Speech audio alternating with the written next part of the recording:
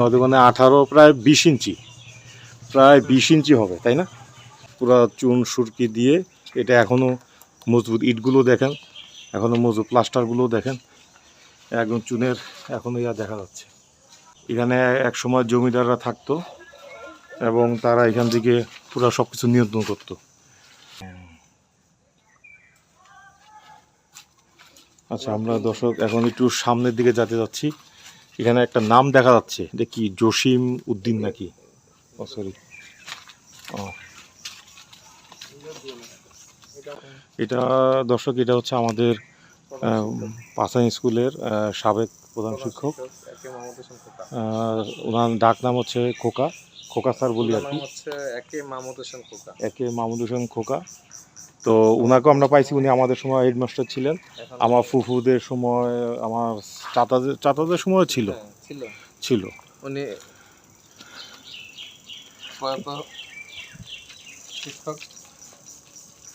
উনার একটা ঘটনা যদি আমি বলি, আমাদের সময় স্যারে বলছিল যে রাত 11টার মধ্যে যাতে সবাই টেবিলে থাকে, মানে পড়ার টেবিলে থাকে। হ্যাঁ, তো এখন প্রতিটা গ্রামে যে সমস্ত গ্রামে তার ছাত্ররা আছে, ওই সমস্ত গ্রামে শুধু হেড স্যার না, সাথে আরও শিক্ষক সহ তারা যা দেখতে যাইতো যে আসলে ছাত্ররা কি পড়ার টেবিলে আছে কি না রাত 11টা পর্যন্ত। এটা হচ্ছে টেস্টের পর থেকে, মেবি, হ্যাঁ, টেস্টের পর থেকে একদম এসএসসি পর্যন্ত একদম এটা নিয়ম চলতো। হ্যাঁ হ্যাঁ, রাইট, কখন কোন গ্রামে যাবে সেটা ছিল না। তো পরে একটা ঘটনা করছে আমাদের, আমি তখন আমার একটু ঠান্ডা লাগছিল, তখন শীতকাল ছিল।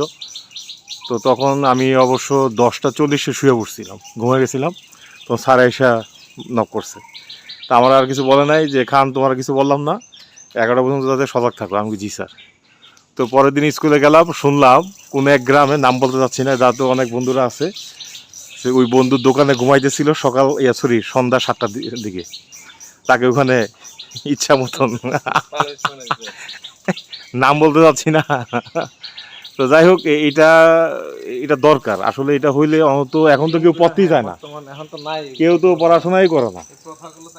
হ্যাঁ, তো এই ভয়ের উছিলায় তো মানুষ টেবিলে একটু বসে, মোবাইল নিয়ে খুব ব্যস্ত থাকে, পড়াশোনা নাই, আড্ডাবাজি।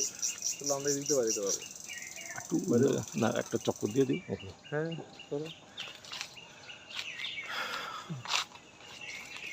কেউই থাকে না, না এটা না। আচ্ছা, এটা মূল ঠিকানার যদি লেনিন দোস্ত এটা আরেকবার বলতে, এটা লোকেশনটা কোথায় আরেকবার যদি দর্শকদের জন্য একটু বলতে। লোকেশন হচ্ছে মতলব উত্তর মোহনপুর ইউনিয়ন, উত্তর পাশানি গ্রাম, মিয়াবাড়ি, জমিদার হামিদ মিয়া মিয়াবাড়ি আর কি। যদি আর একটু বলি যে সাড়ে পাঁচানি, না না সরি, উত্তর পাশানি বা পাঁচানি স্কুলের সাথে, হ্যাঁ, পাঁচানি স্কুলের সাথে এটা অবস্থিত। এখানে দর্শক আপনারা আসতে পারবেন বিকালের মধ্যে, এসে আপনারা এটা ঘুরে ঘুরে দেখে যেতে পারবেন। হ্যাঁ, স্কুল আছে, স্কুলের ভবন আছে, দেখার মতো অনেক সুন্দর দৃশ্য। আসলে আমি এখানে প্রায় 2 বছর পড়াশোনা করছি, বাট আমি এখানে কোনো সময় আসার আমার সৌভাগ্য হয়নি। তো আজকে আমার বন্ধু এখানে জহির এবং লেনিনের কারণে আমাদের আসা সম্ভব হয়েছে।